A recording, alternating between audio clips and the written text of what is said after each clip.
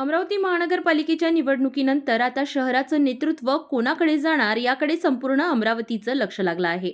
शुक्रवार 6 फेब्रुवारी रोजी अमरावती महानगरपालिकेच्या महापौर आणि उपमहापौर पदासाठी निवडणूक प्रक्रिया पार पडणार आहे. या निवडणुकीत 87 नगरसेवक मतदान करून अमरावतीचा नवा महापौर आणि उपमहापौर ठरविणार आहेत.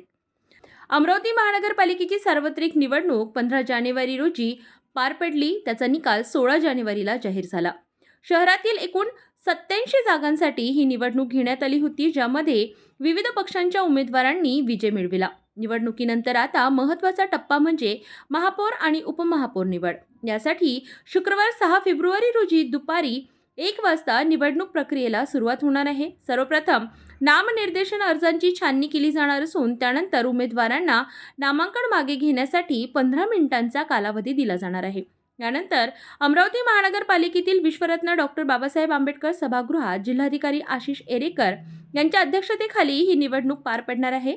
या प्रक्रियेत 87 नगरसेवक हात वर करून मतदान करतील आणि अमरावती शहराचा महापौर व उपमहापौर निश्चित केला जाईल.